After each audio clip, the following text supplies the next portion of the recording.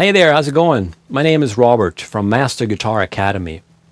One question that I received recently is about scales and how you should practice scales. Now, that's a pretty big topic, and I can probably talk for hours about it. I'm not going to do that today. Instead, I'm going to show you how I practice scales. In my opinion, scales are a foundation for pretty much everything in music that we play, like 99%. Licks, chords, lines, like everything comes from scales. So I find it's extremely useful to know scales well, all over the fretboard, of course. And it's also a good way to practice, because you can use scales to practice your timing, your rhythm, and your knowledge of the fretboard, your chord creation abilities, and so on. So let me show you how I practice. And first of all, I'm not going to be providing everything in tab format for you, because I think tab is not always so good for you. Instead, I want you to practice what I'm showing you. And you figure it out, you learn it on your own by just paying attention to these details that I'm talking about. You can always look things up in tab and Guitar Pro and programs like that. But use it only for looking up. Don't use it as the only way to be able to play it, to have to read and look at tab and notation. Your ultimate goal is to have it in here, to memorize it. Now, my head is sometimes not that great for remembering things, but I try to practice things on the guitar so I don't have to think about where notes are. It's all about repetition, sitting down, having a focused practice session, and anyone can learn any scale anywhere on the fretboard. It's just, determination. All right, so let me show you how I do this. I'm going to be playing the E major scale. So I do practice E major scale. Believe it or not, I should know that by now, and I do know it, but I still like to play it. And for one reason is we have two open E strings, and we have other notes. We have other strings that are open that actually are part of the E major scale. We have A and we have B. All of those notes are part of the E major scale. They fit, they belong in there. So I can use them to my advantage with open strings as I'm practicing and learning these notes on the fretboard. So first of all, yes, basic information about the major scale. I'm sure you already know this, but the major scale, we have 7 notes. 1, 2, 3, 4, 5, 6, 7. And the 8th note is the octave. And I'm going to first show you a little bit on one string, the bottom E string, and that's practicing horizontally this way. There's a good reason for doing that, just to really know where the notes are. And so the design of the scale is that it has whole steps, the first 3. And I really encourage you to learn the scale in terms of numbers, meaning the intervals. So here's the root note, or the tonic, which is the 1. And then we have 2, and that's a whole step away from the first one. Another whole step, we have the 3rd. So it's a major scale, it's a major 3rd. And here comes the important thing, that you know that the 4th note is a half step away from the 3rd. So we have a half step there. And then we have whole steps all the way to the 7th and the 8th. In between those two, we have another half step. That is it. That's the design of the major scale, in this case E major. So what's cool is I can let the low E string ring, and I can now play around with that scale on the bottom E string for starters. And when I talk about practicing here, I'm talking about playing it in different ways, creating patterns on the fly, creating melodies. And here's the important part. The melody is what I'm always striving for. Because you can hear the difference. If I just played,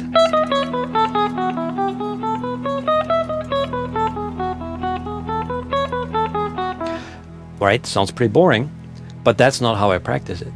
Instead, I skip around with the notes and try to find a little melody in there, because there's always this unlimited amount of melodies available in the major scale. And you don't have to play with a drum track or a metronome necessarily. I mean, you should do that as a specific purpose for your practice. But in this case, I'm exploring. I'm in exploration mode.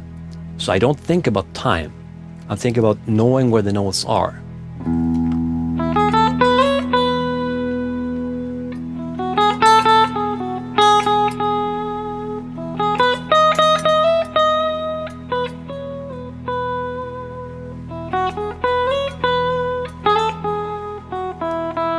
Right? Now, this is of course not blues, because blues doesn't have a very major sound to it. It doesn't use the major scale very much. But that's okay, because once you learn the major scale really well all over the fretboard, you can easily make it into any music style you want. And that's a topic for a different lesson, of course. But so now we have explored a little bit on one string, and the other thing I always focus on is knowing where the chord tones are. And when I say that, I mean the first, the third, the fifth, and perhaps the seventh note from that scale, from that chord I'm being playing over. In this case, E major. So I go 1, 2, 3, 4, 5. Right, then I have 1, 3, 5. Those notes will automatically create a strong sense of melody.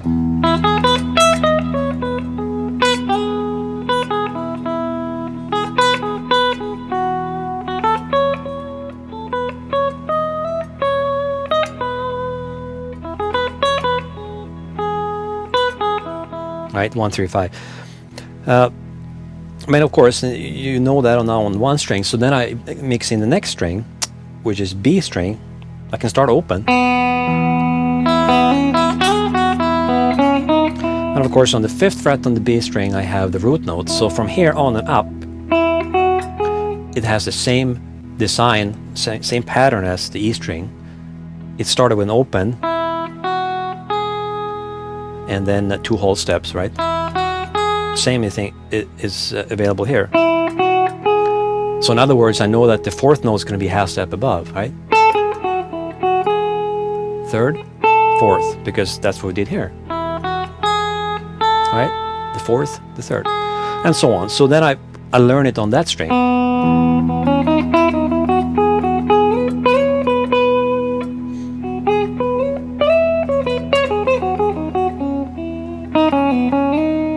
Now I can start combining them.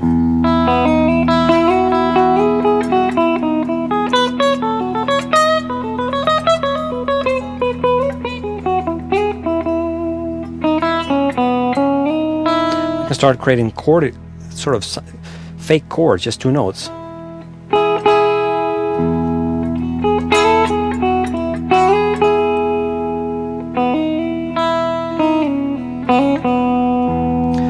And I can play them together. I can play double stops. You know, I can play with a fret with one finger on both strings on the same fret. So that's a cool thing, because it's going to be the same grip as I go up, except at the end. So if I go,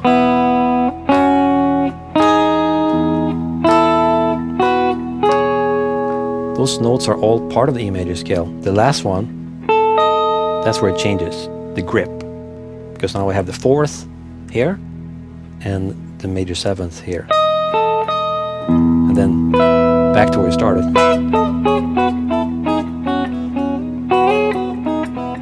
Get sort of a Japanese or Asian.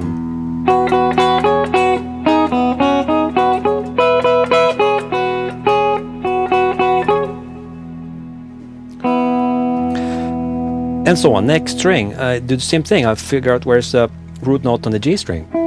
It's here. It's there. It's there on the B string. It's here on the G string. We have 1, 2, 3 as before. The 4th note, half step. And then I pay attention. Okay, I'm above the 12th fret. That means it should be available over there somewhere, right? Here. Now here's the 4th. 5, 6, 7, and here we have the half step up to the 8th again. So now I have 3 strings. Now I can start playing real chords.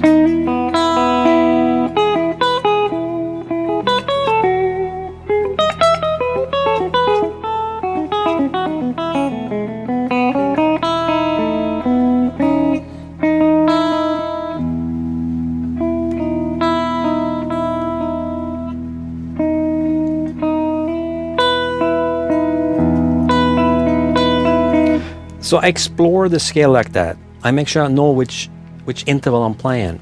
And I know that 1, 3, 5, 7 are going to be great sounding notes in relation to E. 1, 3, 5, and if I add the major 7th.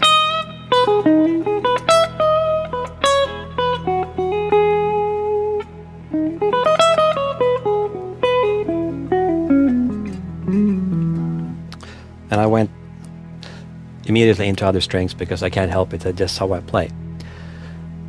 But you could hear how melodic it started sounding when I focused on those chord tones, right?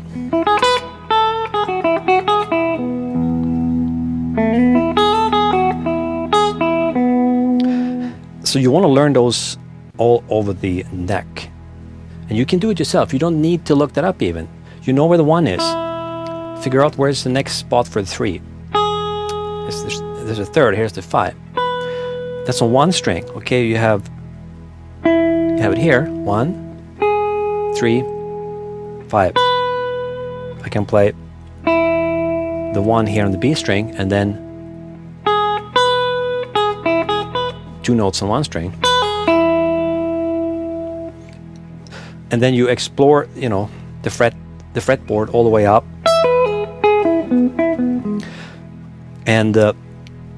And make sure you know where those chord tones are, or those intervals 1, 3, 5.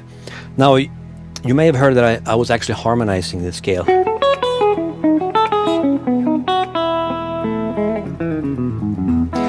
And what that means is I'm just playing, instead of starting on the 1 to play 1, 3, 5, I'm starting on the 2nd note and do the same approach from there.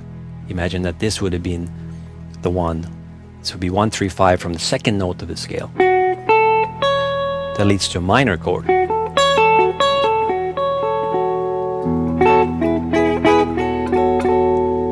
And if we continue that approach, we get this sound.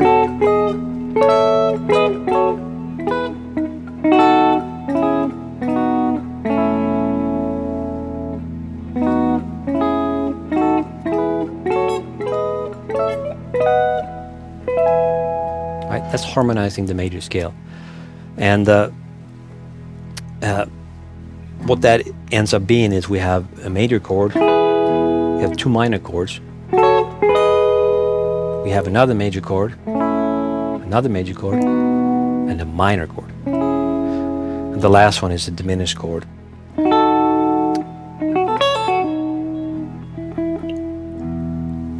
And so on. So you see, that's how I work on it. I spend time playing through the scale.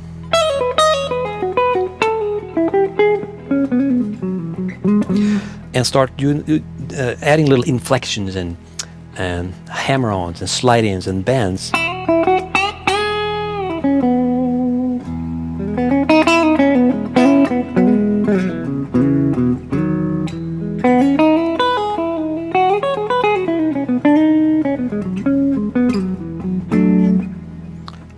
Oh, that was a mistake. That note's not part of it.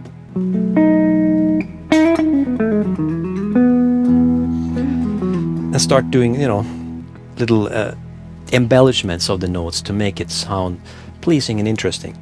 And as I'm doing that, I'm paying attention to little shapes that are created. So when I'm harmonizing the scale, I know what that looks like.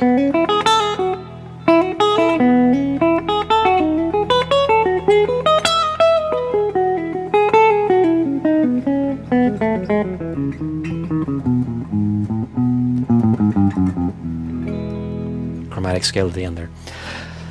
So So that's one way to do it sort of horizontally. Then I do the same thing vertically, this direction.